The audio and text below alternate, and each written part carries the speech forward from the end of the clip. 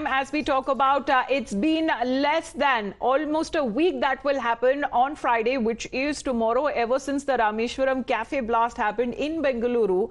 So far, the police has now managed to unmask the bomber with the help of CCTV clips from the buses and from the bus stops and inside the Rameshwaram Cafe as well.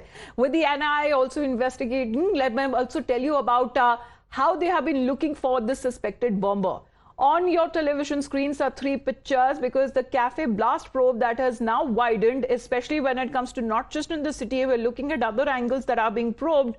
Right in the center is the picture of the suspected bomber that can be seen taken from the BMTC bus. As far as his clothes are concerned, his entire, as we talk about, there is no cap, there is not wearing a mask, neither the glasses there, but he seemed to have changed his entire attire till the time that he managed to get off the bus, because that point in time, right outside the Rameshwaram Cafe, he was seen walking on the road wearing a cap, his face that was concealed with the mask and glasses, and also a bag that he hung on his right shoulder. The investigative agencies have also announced a reward of 10 lakh rupees as far as any information on the suspected bomber. Of course, when it comes to the extensive search that is being taking place, it's gone beyond Bengaluru now. Well, in the meantime, as far as the probe agencies are also concerned, now in Tumkur district, even when it comes to any possible lead that they could find of this suspected bomber, because it's been almost a week now. Tomorrow, Friday, would mark a week ever since this low-intensity blast happened at the Rameshwaram Cafe, the new outlet at the Brookfields area. But as far as any lead on this suspected bomber is concerned, that is still being investigated, both by the police and also by the NIA, where there are railway stations that are being searched. There have been bus stops, even buses, because what is being said that public transport was used by this suspected bomber. Let's, in the meantime, show you the different pictures that have been coming in. This is of the Rameshwaram Cafe, of course, when it comes to the blast that happened on the 1st of March. That happened around 12:56 p.m. It was lunch hour and it was busy time, and how the bomber, suspected bomber, actually walks in, buys a ticket or a coupon for food, washes his hand, leaves his bag there and goes out. And little an hour later, a bomb triggers, the blast triggers. However, it was a low intensity IED blast where at least 9 to 10 people also got injured in that explosion. Multiple CCTV footages that are now being scanned and being analyzed by the investigative agencies. Of course, here, as far as the suspected bomber is concerned, he's seen wearing a cap, his face is concealed with a mask, and on his right shoulder he seems to be carrying a bag. This was said to be another bag. In that bag where he apparently had left that IED, where he was apparently supposed to eat his food. Of course, he didn't eat any food, he just got a coupon, he washed his hands, he kept the bag and he left from the spot. Everything happened in a matter of less than 10 minutes. So even when it comes to enough time that he had gotten, because the time when he left the cafe and the bomb that had triggered almost an hour later, he had enough time to flee. Let me go across to Deepak now. Deepak, new picture has now of the suspected bomber has now surfaced. Of course, it will give fresh leads to the investigative agencies.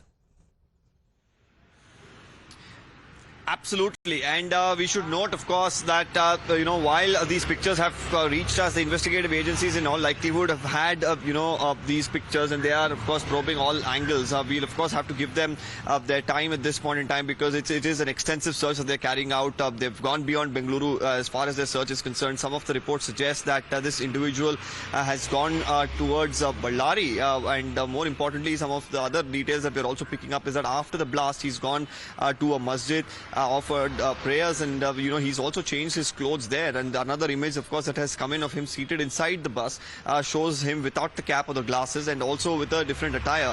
If you go by the first image, he's wearing a shirt.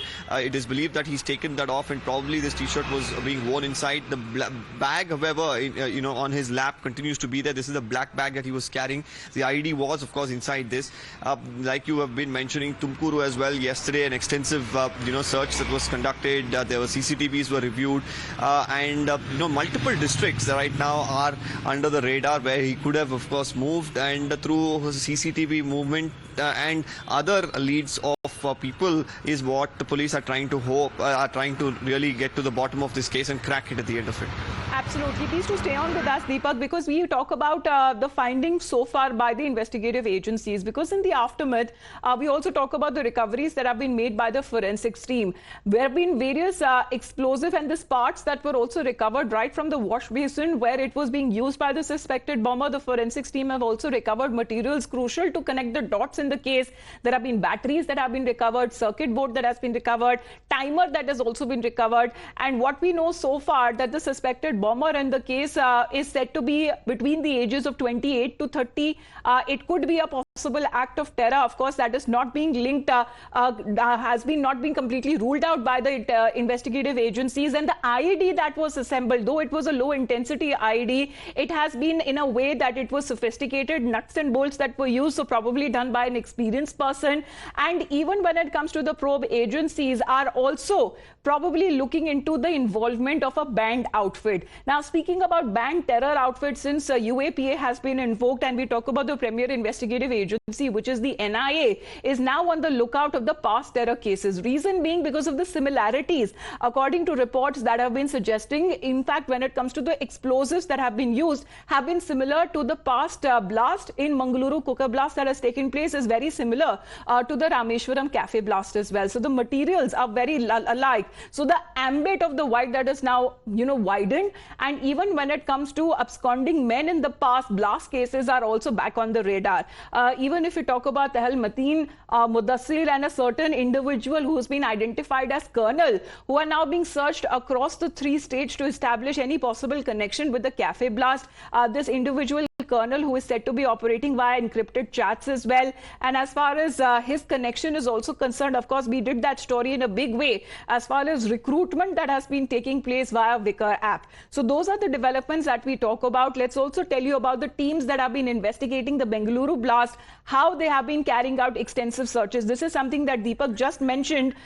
It is not just in the ambit of Tumkur, but even when it comes to Ballari district of Karnataka, as far as the searches that are concerned, because the suspicion is that the accused probably traveled to Ballari.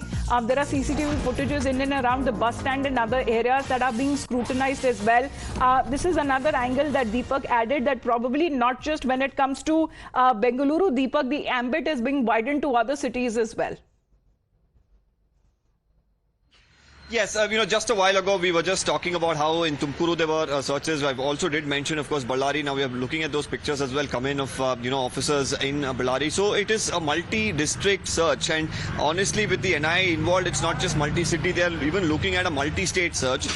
We should note that, just about a day ago, in connection with the Bengaluru radicalization case that the NIA has taken up, multiple places were searched by the NIA. Some of these individuals who are picked up are also questioned pertaining to, the Bengaluru blast case. If they have any sort of info is also something that we picked up. So in different parts of, the country right now, agencies are keeping a very, very close watch as to what exactly, was his modus operandi, who are the people behind him, was he working alone? All of these details are being looked into through various means, and the RAW as well, along with the Intelligence Bureau, is also giving crucial leads to the NIA and the state police, is the information that we pick up. And what about the NIA? Of course, when it comes to the reward that has also been announced there, Neha is also joining us right now, because on the angle that is being taken up by the NIA, of course, Neha, as UAPA has been invoked right here, so terror angle cannot be completely ruled out. But a reward that has also been announced on any information on the suspected bomber here has come.